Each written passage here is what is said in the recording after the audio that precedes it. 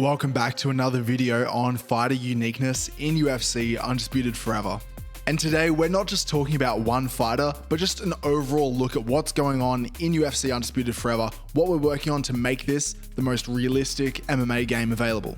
What you're seeing right now is that Justin Gaethje's body kicks have been replaced with leg kicks. This hits two birds with one stone, reflecting the fact that Justin Gaethje doesn't really throw powerful body kicks, and it also gives him variation in the types of leg kicks that he can throw. We've also given him a unique stepping leg kick animation pulled from Dominic Cruz. Ilia Topuria has also been given this leg kicks only setup.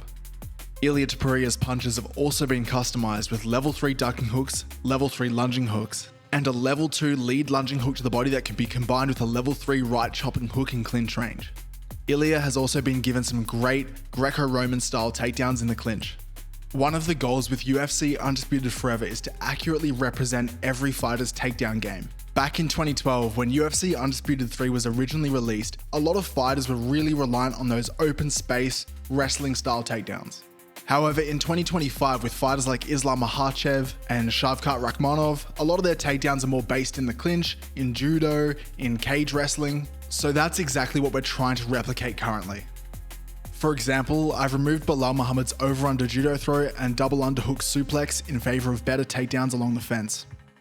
Recently, I've done quite a bit of work with Charles Oliveira's moveset. For example, I added this Muay Thai clinch grab, which makes him way more dangerous as he can get that standing guillotine very easily.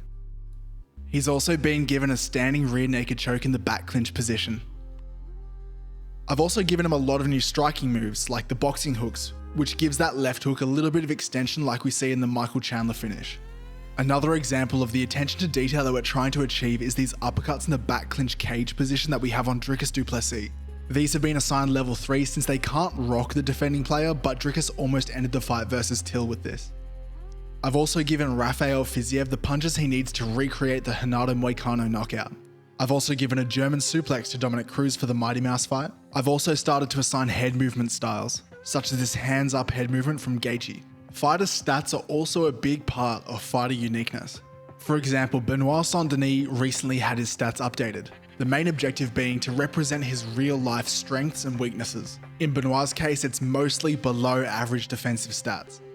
Even with pound for pound greats like Demetrius Johnson and Fedor Emelianenko, we watched hours of fights to find any deficiencies in their game. For Mighty Mouse, this was his strength and his ground and pound. And for Fedor, it was his footwork and his striking defense, as well as a slight lack of top grapple offense because he usually just sits in the guard rather than passing it. If you want early access to these movesets and these stats, make sure to join the Dream Online Hub.